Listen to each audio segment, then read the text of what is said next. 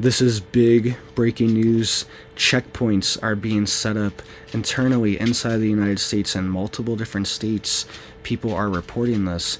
They are stopping traffic, they are shutting things down, and they are searching people's cars and doing investigations on the highway. So let's get into all the details here. Really quick, guys, please just hit that like and hit that subscribe. I'm posting multiple videos every single day, keeping you guys updated on this big urgent news, and it just helps to get these warnings out. I appreciate that. So this is what's going on right now is people are reporting that these checkpoints are coming back up. All right, there used to be checkpoints all over the United States, especially in southern parts of the United States near the border. And these checkpoints have been shut down for the past few years, and suddenly they're all reopening. All right, there's been reports and a video coming out, multiple different reports of multiple checkpoints, but this person had a video of a checkpoint in San Clemente, California, and they are saying that they had to stop, and this was a ICE, Immigration Customs Enforcement checkpoint, and they had the dogs out, they're sniffing, they're checking cars, they're checking people's IDs, they're checking people's registration to make sure people are not here in the country illegally and driving on the highways illegally too, potentially with fraudulent license plates, stolen vehicles, any type of these things. They have been doing checks for him. So one of them has been set up in San Clemente, California, and this is actually this isn't right on the border or anything.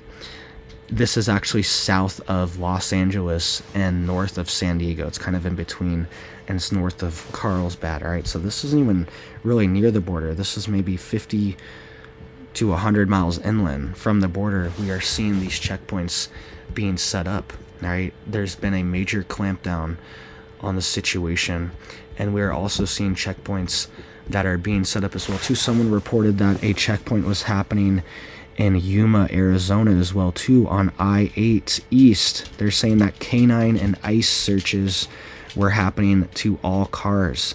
They're also saying that it was worth the 10-minute wait.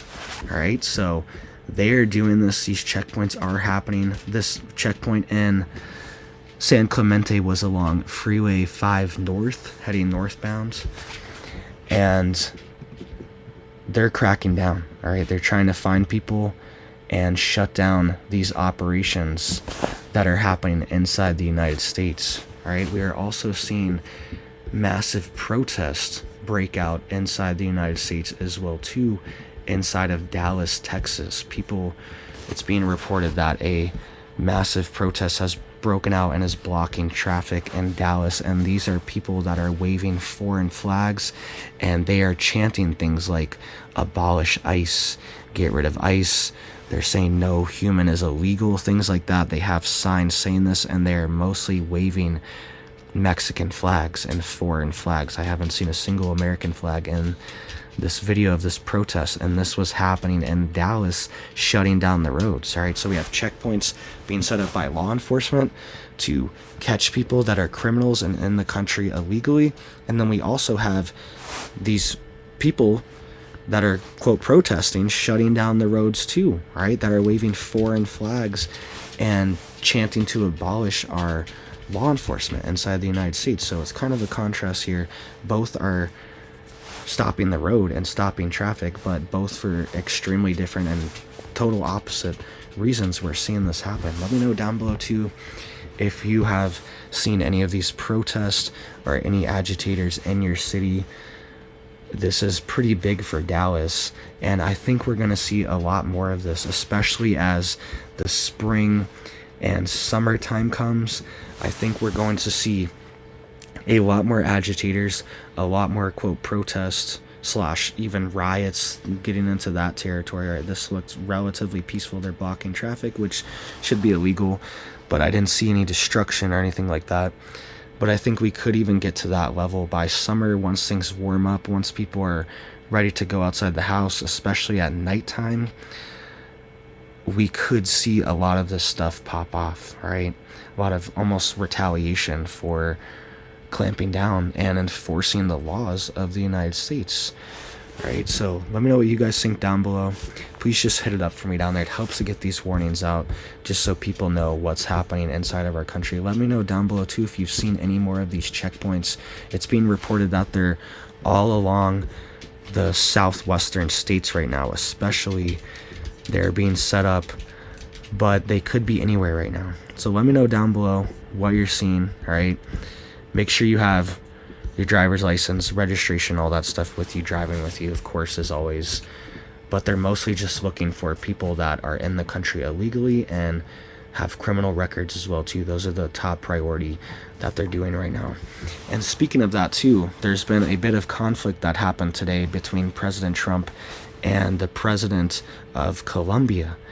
Trump was deporting people to Colombia with the U.S. military, and the Colombian president denied the U.S. military to land inside of Colombia. They actually revoked their diplomatic privileges to land there because they're supposed to have diplomatic privilege and immunity. Our U.S. military is to land there and do operations there if they needed. And we have an agreement with them, and they actually revoked diplomatic privileges for United States officials and United States military that was trying to land there. They actually went that far. That was the step they took to prevent them from landing. And in response to that, Trump issued immediate emergency tariffs of up to 25% on all Colombian goods. He also issued sanctions against top Colombian officials, and the biggest hit was cutting Colombia off from banking sectors and swift banking systems and swift banking transfers. That is also in the cards as well too, is sanctioning Colombian banks and cutting them off from the international monetary system. Right, that was part of this executive order as well too, and the Colombian president folded within a few hours and said that the presidential plane will actually be used in Colombia to repatriate people and bring people back to the country. All right, so he folded pretty quickly, but at the same time he also responded saying that he will implement retaliatory tariffs of up to 50% on the United States. Okay, and even if that does go into effect, it's very low risk for the United States. We really do not import anything. I believe we import only around $7 billion per year of oil and a few $billion per year worth of things like flowers and coffee. All right, so it's very small potatoes, very small scale. Just to put it in perspective, the U.S. spends around $2 billion per day on oil. All right, and we only import around like $7 billion of oil products from them per year. Okay, so pretty low and pretty easy to replace for the United States. So really will not be a major impact. Maybe like a few coffee brands that use Colombian coffee beans will go up, but there's Hawaii, California, Puerto Rico, all these other countries are growing, or all these other states are growing coffee as well too. And we can grow flowers as well. So very low risk for the United States. That's probably why he folded so quickly, is because it's low risk for us and high risk for him. It's going to be a major issue for him politically, domestically, if U.S. goods being imported go up dramatically, and people trying to sell their flowers and sell their coffee beans, they get screwed over as well too, right? So let me know what you guys think down below. I think this is what we're going to see a lot more in the future, is Trump using the power of the executive for America's best interests and using it for America, right? This is what it's for. This is what the power of the presidency is for, this is why we have it, is to wield it and to use it, right? We don't have this power and this great country to just sit here on our hands and do nothing. All right, we have this power to make our country better, make the world better, make things safer. So thank you guys. I hope you have big blessings for your life, your family, and I hope you have a big old blessed day.